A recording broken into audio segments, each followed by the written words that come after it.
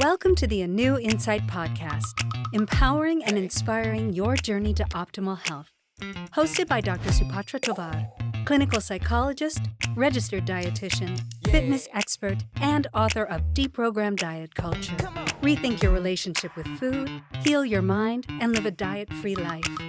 I follow my guests' journey to optimal health, providing you with the keys to unlock your own wellness path. Tune in and evolve with us. Welcome back to the ANEW Insight Podcast. We're back for the second half of our interview with physician, psychologist, and consciousness researcher, Dr. Howard Eisenberg. Howard gave us some really invaluable insight into his inspiration to study consciousness-based practices. We are going to deep dive some more, you guys. Dr. Howard, welcome back. Thank you, Supatra. Glad to be here again. Yes. So you propose that our perceived reality is like a dreamlike virtual construct. How does this perspective align with our current scientific paradigms or not? Well, our current scientific paradigm, primarily Western, is a materialistic one, thinking again that whatever is real is out there, quantifiable, measurable. And they dismiss the subjective experiences we have as being almost a random activity of our neurons, our brain cells. So it's really very dismissed in conventional psychology and more broadly even in science. In the Indigenous cultures, by contrast, and some of which are continuing, like the Aboriginal culture right now in Australia, they speak of the dreamtime as being more real than this waking reality that we think the opposite of here in the West. The experience of being in a dream, I think, is very analogous to the reality of our existence. So in a dream, for most of us, when we have them, we dream not just of ourselves, of other people, or maybe creatures, animals, maybe even aliens, and also different physical terrain, environments that we're in. And yet, when we wake up, we realize, no, it's just a dream. But for some of us, and not all dreams are as vivid, but for some of us at times, dreams seem totally real until we wake up. So that is a form of subjective proof for most of us, first of all, that our mind has that capability to give us detailed impressions, which is just a dream, and we don't have time. Now, there are ways you can do that too, like with hypnosis, where you take a normal person and you just change how they perceptually see things. That can be quite dramatic. Coming back, though, to why is the dream analogy a really good one and appropriate one here? Dreams come out of imagination, and everything that we now have invented, manufactured, created, built, and I repeat, everything in the world and all over the world, all of it first came from imagination. Yes. So even though, again, there's this initial skepticism because of the Western materialism that it can't be real or anything of value, it's the exact opposite. Back again to our earlier discussion in the previous episode of competing ideologies with different filters. However, the truth is, our existence is more like a dream. And I mentioned just in our previous episode briefly, lucid dreaming, where you learn to be able to somewhat navigate through your dream experience. So you're not just passively experience whatever's on the screen. You have a choice. There's different. So fascinating. So tell me that it seemed to inspire your latest book, this concept, correct? Give us a picture. Tell us about your book and what inspired you to write it, and what is your mission when it comes to your book? When I had that realization preparing for the keynote presentation I mentioned in the previous episode, I felt once I finally understood the deeper experience of reality, what it was all about, that because of my understanding, but being amphibious, also being on this level of individual people and things and events, and because of my awareness that things on this level were really bad right now, really sour. And I also, you asked about my experiences. Another one was precognition, telling the future, experience future. So I started also having, shortly after this, some dark visions of what was coming.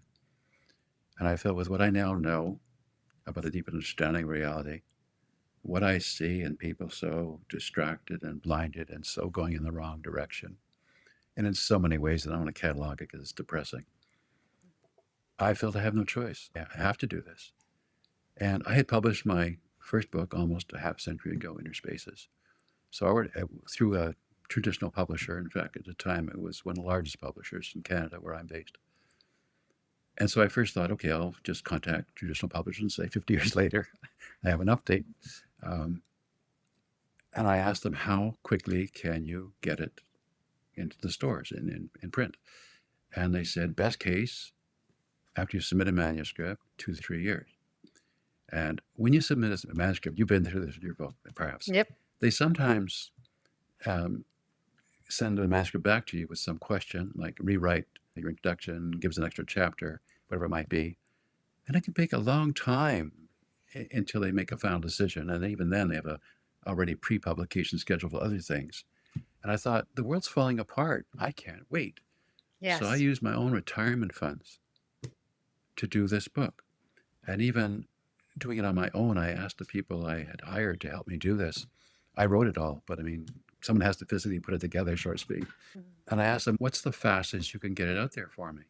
And they said, possibly a year. And that was better than 2 or 3 years. I said, it's not enough. Supatra, I did it in 5 months. So the day I submitted my manuscript, the day it was on Amazon, all over the world, 5 months. But I felt I had to. That I was competing with some other publication, possibly. And even now, as I said, I have this precognitive sense of things unfolding darkly. And so much has already happened, and so much more I fear is going to happen. So right now, it is my mission. I'm a doctor on one level to help people, help heal them. I never thought it'd be the world, but I know it sounds crazy in a way, but right now it feels like it's the world. And not to go dark. We don't have to go dark. But what are some of your precognitions? What's already come to fruition, and what do you fear will continue to come to fruition if people aren't waking up? if you remember what I said earlier about imagination and how imagination, in dreams as an example, can turn into what seems like reality. And even like in medicine, the placebo effect. If you believe something will help you, sometimes it really does. But if you're also suspicious about side effects and allergies and so on, you may actually have, even as a placebo, a negative reaction to it. So my point is, if I describe some of the things I foresee happening, it will be somewhat vivid in people's minds, and they're feeding it then. We want to do the opposite. We don't want to feed the fear. We don't want to feed more divisiveness, more stress. It's the opposite. We have to come back to center. Mm-hmm. And on this level, in just basic terms, back to what I was starting to talk about, heart wisdom, path of the heart, we need to be much more respectful, considerate of each other and our entire environment, both animate environment, the plants and animals, and the inanimate environment. Mm-hmm. We need to learn in a weird way to go back to the indigenous relationship with each other and the land. And we need to start following some of the wisdom passed on in many of the religious traditions with different words in Christianity, golden rule. So do unto others as you'd have them do unto you. Like, just think of that one alone. If we could just enact it in the whole world, not just a law, like it's an actual practice, it would be transformative of this level of our reality and our condition and our plight. Yes. So how do they do that? How do people do that? So even on a more, coming back to your question, which is good, on a more basic level, like, okay, in your everyday life, how are some ways to start doing this? It's not necessarily meditating more, but for example, when you encounter people, look in their eyes, and look in their eyes what we call soft eyes, like just receptively, hard, judgmentally, or like with power to dominate. Keep away from me, submit to me. None of that stuff, that's the ego stuff. Just the connection. And poetically, people have referred to the eyes as being within the soul. There's an ancient yoga practice called soul gazing. It goes back thousands of years. I think there's something to it. So that's a very, aside from the sort of moral guidance of treating people as you'd like to be treated yourself, just on a very basic level, have soft eye contact with people when you're around them. It's obviously harder when you're doing something through the screen as we are right now, because the position of your eyes and the camera aren't exactly aligned as you would face to face. But you can still try to look into the person's eyes, even though it's not exactly mutual, because there's still some level of connection when you do that, and even more so when you're 3D reality, not with a screen. So I think that's another very important one.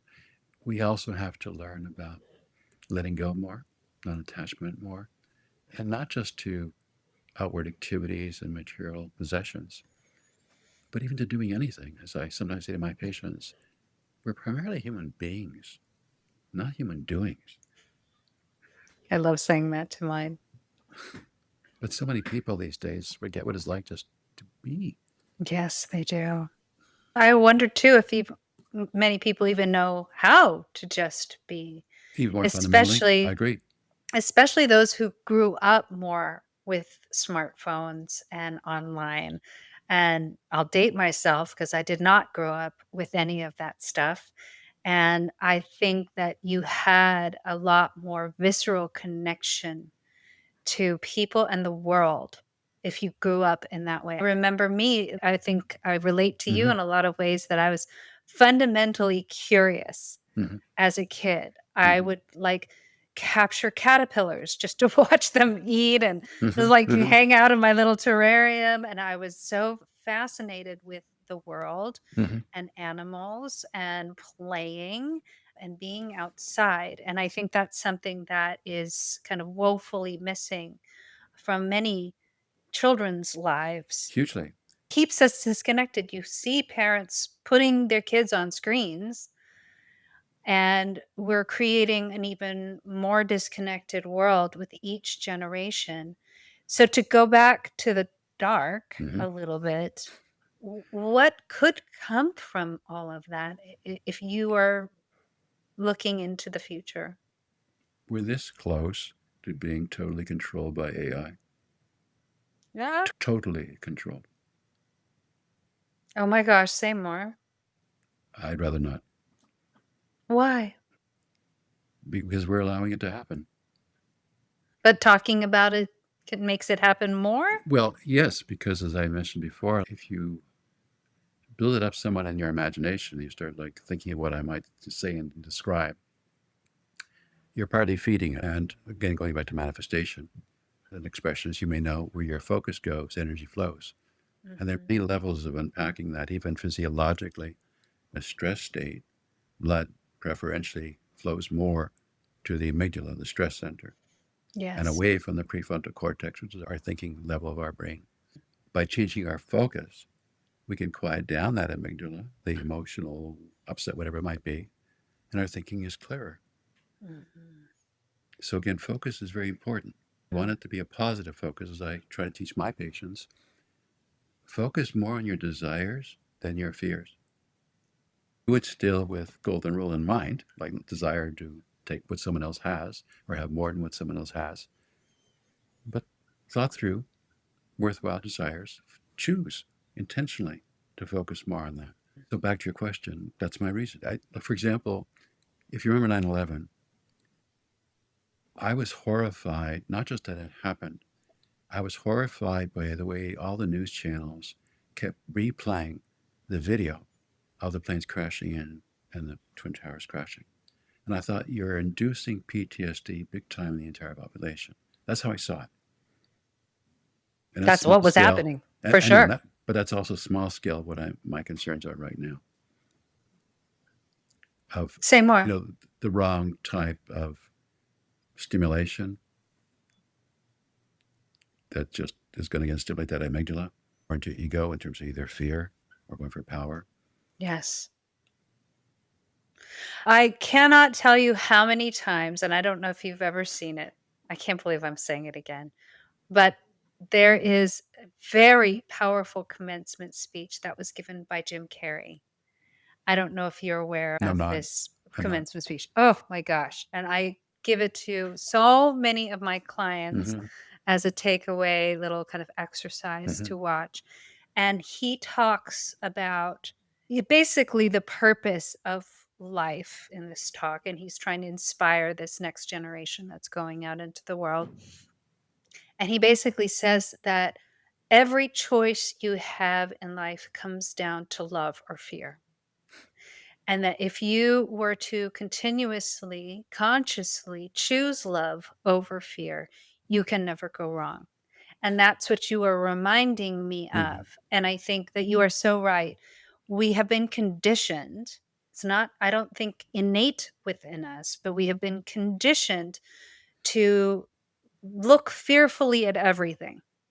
And that you can see that in our media, you can see that in politics, you can see Mhm. that in advertising, you see it everywhere. So that so many people who experience distress, anxiety, depression, any types of mental illnesses, or even physical illnesses, because we know Mhm. that it's all connected, I believe it comes from an overfocus on fearful thoughts as opposed to loving thoughts. Right. Meaning, you tend to ruminate more so on what you are afraid will happen than what you actually want to happen. And that's creating this chaos, this disconnection, all of the contentiousness in the world. And if we were to just shift our focus to what we actually want to see, not to Mhm. what we're afraid to see, then we actually can create that reality. Exactly. And I wrote this inside of my book. I wrote this up as an article on LinkedIn with the title, Why the World is Going Insane and What You Can Do About It. It's exactly that message. Very good. Yes. So give me a picture of how you want to make this your mission. So you've written the Well, book. I wouldn't say I want to make it my mission. In some ways, to be honest, it's very unwelcome. It's so draining and heavy. My God, is it heavy? It's heartbreaking. Yes. Well, it's not a want, it's a have to. Yeah.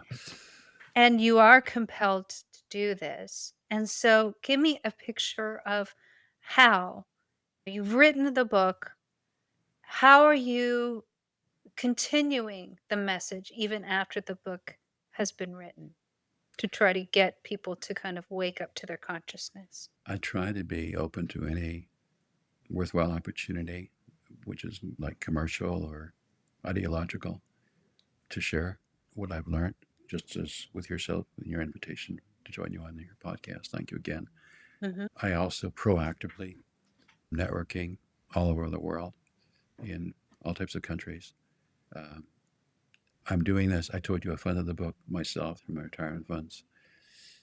I'm now semi-retired. I still see some patients, but I'm semi-retired, and I'm in touch with again people and organizations now all over the world. I've had podcasts again all over the world. Did a 2.5 hour one in India. So whatever I can do, if anyone has an interest in my way in, I don't try to push my way in. I'm not someone crying out angrily. It's the opposite emotion of where I'm coming from. And I just hope that people come to the realization through the fear and through even, which I talk about in my article, why the world's going insane, what you can do about it. And even the temptation of getting into anger, it's kind of weird. The two polarities, they're related. I just realized like things are so wrong now. You can't necessarily trust your leaders, wherever they are. I mean, whether it's government, whether it's corporate, whether it's religious, I'm afraid to say, it doesn't matter. Mhm. And that's part of me what the waking up is. You have to start becoming aware of yourself, not yourself as an ego. Just take off the filters. Realize there's filters there. Try to open your eyes. Yes. In the Bible, it says again, without vision, the people perish. So I'm trying to help awaken and remind people that not only is this not very desirable the way life is right now and the way it's going, it doesn't have to be this way. And there's a reason why it is this way. Mhm. We've made this fundamental error of thinking the primary reality is material. So it didn't matter if we enslaved people. It still gave us betterment and advantages. It didn't matter if we raped nature. There's lots of it. It didn't matter if we used nature as a garbage dump. Again, it's a big dump. Yeah. So stupid, so blind. And we're accelerating it. So I'm trying to wake Yes. people up to realize it's not just that things change and go in cycles. It's just a bad turn for a while. No, we're really seeing things so distortedly, and we're not trusting the right things. And part of that, I repeat, is our intuitive, if you like, potential within us. But we're so distracted. Outwardly in our peak for many is an addiction. You talk about loneliness too. There's a direct correlation going back to your youth before all of this. There's a direct correlation made no statistically again, sadly, between the increasing incidence of people complaining of loneliness in the world, not just in America or North America, in the world, and the adoption of the smartphone technology. It's a direct correlation. And it's Yes. weird because on one level, again, you can connect to anyone, almost anywhere, anytime. It's like Yes. magic, but it's distracting you out of yourself. And when you're with people, it even distracts you out of the potential connection with them, because a lot of people won't even get together for a meal. That's a no. Right. That is a And, rule. and We even do not parents do with that. children, they're on their phones, they're on their tablets. Yes. Divided attention. Yes. Yes. So let me ask you this. We're almost out of time, which makes me sad. It makes me really want to bring you back on so we can have more conversation. And I got to say, Dr. Howard, you kind of vibed me like the back of the bus thing when Dr. Howard requested me on LinkedIn. And I get a lot of requests, and some of them are just people who want to sell me stuff. But I looked at Dr. Howard's and I was like, oh, yes.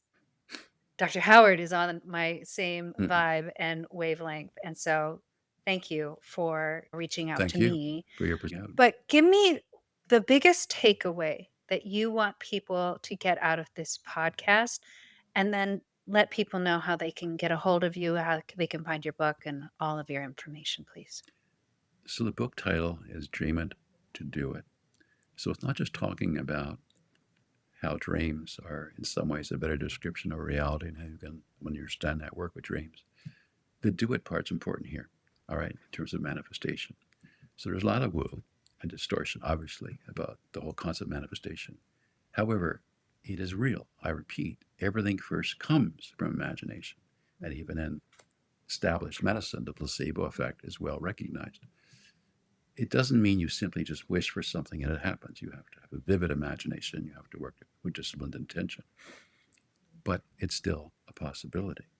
And so I'm trying to encourage people both to be awake to how reality really works, but also how now to work with it for your wellness and betterment of others around you. So giving them all those techniques, even the techniques to change their experience of consciousness. It's not just reading intellectual research, but doing exercises that I have in my book to experience it. In terms of getting in touch with me, the best way would be through my website. It's drhowardeisenberg.com. Easy. In terms of getting the book, it's basically published on demand online. So through, in the US, Amazon, Barnes & Nobles. In other countries, there are different online distributors as well as Amazon's reach. And anyone can order from a bookstore. It's not stocked in bookstores, but you could go to a bookstore and ask them to order it for you, and they can. Okay. Dr. Eisenberg, you are a wealth of information. You're also a voice that I think is very necessary during these times. I think people need to realize just how much, I don't want to say power that they have, but just how much empowerment can have if they were to truly tap into themselves and the connection to others and to the rest of the world.